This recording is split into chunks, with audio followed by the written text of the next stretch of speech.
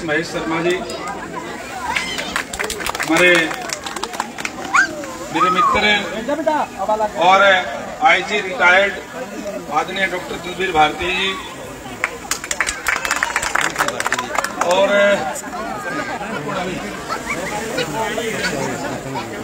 आदरणीय जो लगातार चुनाव में कई दिनों से साथ चल रहे हैं, आदरणीय विजेंद्र बेनीवाल जी, आदरणीय कृष्ण जी,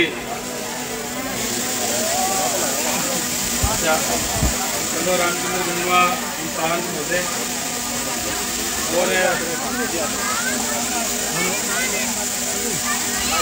संजय सोकल जी, शमशेर जी, नरेश सोकल जी, प्रताप घोडेला जी, प्रदीप घोडेला जी, अशोक भंडोरिया जी, सुभाष जी बिडवाल, मुकेश जी, विक्रम जी घोडेला, अंशु घोडेला जी, और यहाँ उपस्थित कोई बुरा ना मानिए भाई, किसी का नाम ना लिया तो यहाँ उपस्थित सभी गांव के मेरे सम्मानित बुजुर्गों, नौजवान दोस्तों, मातृशक्ति माताओं, बहनों, प्यारे बच्चों, पत्रकार एवं सहायकार साथियों, आज आपके बीच में आने का मकसद जैसे आपको पता ही है, 5 तारीख को चुनाव है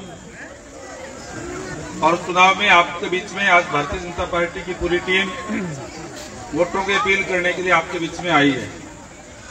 आपसे निवेदन है कि आप अपना एक कीमती वोट कमल के फूल वाला बटन दबा करके भारी मतों से हासिल जिताने का काम करें। आया तो चाय पीने के लिए था, लेकिन आपने बहुत बड़ी जनसभा करने का काम किया और इसमें भी बुजुर्गों और युवाओं के साथ साथ मातृशक्ति माताएं बहनें बड़ी संख्या में आई। हालांकि अभी खाना बनाने का टाइम है, इसके बावजूद बड़ी संख्या में माताएं बहनें आई है। मैं उनका भी तहे दिल से आभार व्यक्त करता हूं, धन्यवाद करता हूं। ज्यादा भाषण नहीं दूंगा, केवल इतना कहूंगा कि सुनो सालों से भारतीय जनता पार्टी की सरकार है। सुनो एक बार।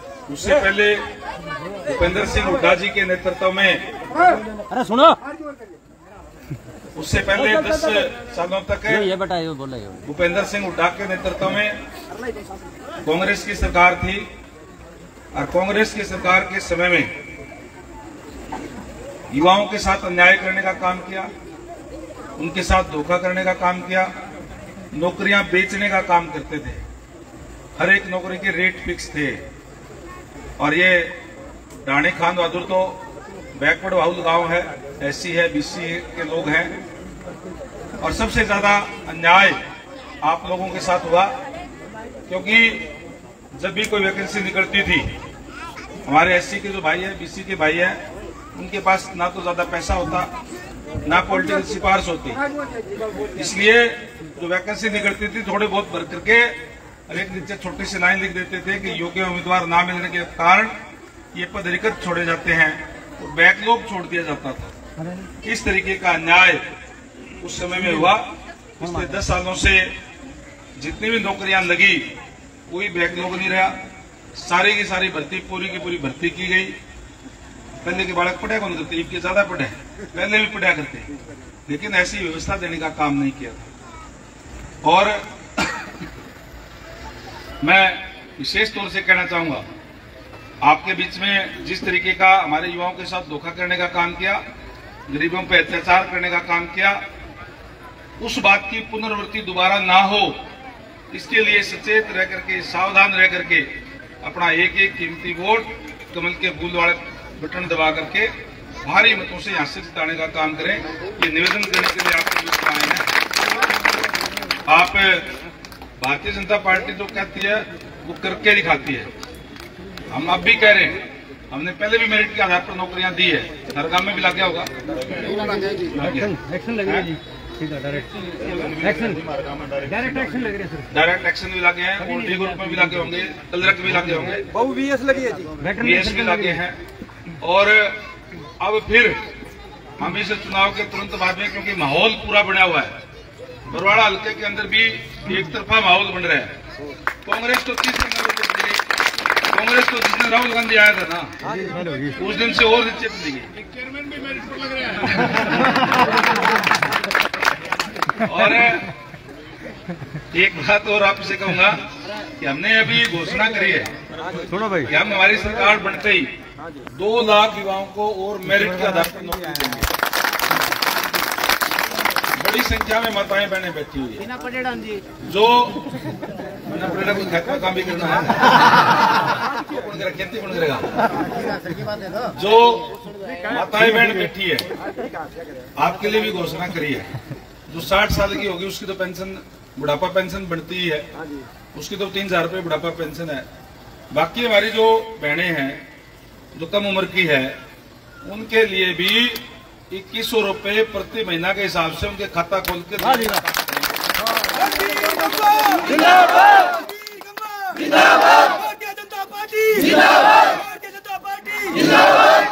क्योंकि उसके पास अगर खुद के पास पैसा ना हो तो मांगने पड़ेंगे, क्या तो ससुर ससुर के मांगने पड़ेंगे, घराड़ा के मांगने पड़ेंगे, क्या आपके घरों मांग के जाओगे। इसलिए सम्मान के साथ हमारी माताएं बहनें रहे, इसलिए इस तरीके की व्यवस्था करने का काम किया है। ये की बात आपसे कहूंगा, बहुत बातें तो बहुत ज्यादा है लेकिन आज कोई जैसे मैंने पहले कहा कि आगे प्रोग्राम बहुत ज्यादा रह रहे, इसलिए आप अपने हितैषी की सरकार बनाने के लिए बिना किसी बहकावे में आए और कोई बहकावे में रह रहा है तो उसको भी कहो भाई भारतीय जनता पार्टी को वोट डालो ताकि हमारे बच्चों का भविष्य उज्जवल हो, कोई उनके साथ धोखा ना हो। इसलिए आने वाली 5 तारीख को सचेत रह करके, सावधान रह करके, बिना किसी के बहकावे में आए एक एक वोट कमल के फूल के इंसान पे डाल दियो। 5 तारीख को वोट पड़ेंगे, 8 तारीख को गिनती होगी और 8 तारीख को जब गिनती होगी और उसके बाद जब आपका धन्यवाद करने के लिए आऊंगा, यह बात तो थारा जसरी होगी, एक भी डिप्टी स्पीकर हूं मैं, एमएलए रखे। उसके बाद में जब आऊंगा मंत्री बन के नहीं आऊंगा, सारे सरकारी अधिकारियों को साथ लेकर आऊंगा। मंत्री साहब जिंदाबाद। आपसे पूछूंगा बताओ समस्या क्या है और उन समस्याओं को मौके पर ही निपटाने का काम करूंगा। ये भी आप लोगों को मैं विश्वास करता हूं। इसलिए एक ही बात कहूंगा कि आप एक एक वोट कमल के फूल पे डाल करके भारी मतों से यहाँ से जिताने का काम करें। यहाँ गांव में आने पर कई जगह पे चाय पी, कहीं लड्डुओं से तोला गया, कहीं पगड़ी पहना करके फूल मालाएं पहना करके ये हमारे गंगवाड़ आ रहे आने भी कहा की सेवा करो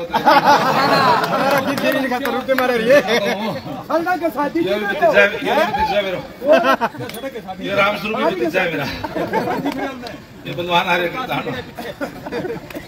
तो आपसे ये निवेदन करूंगा कि किसी के बहकावे में ना करके एक एक वोट डाल दियो, कोई घर में ना रह जाए।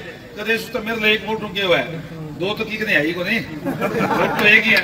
इसलिए एक को एक वोट डाल करके भारी मतों से आप यहाँ से जिताओ सारा। बाकी नाराजगी कोई भी वोट घर में ना रह जाए। एक भी कोई बुजुर्ग है, कोई बुढ़ी ढेरी है, कोई अपने बुजुर्ग है, उनको गाड़ी ला करके मोटरसाइकिल में उठा करके वोट जरूर दिलवाना है।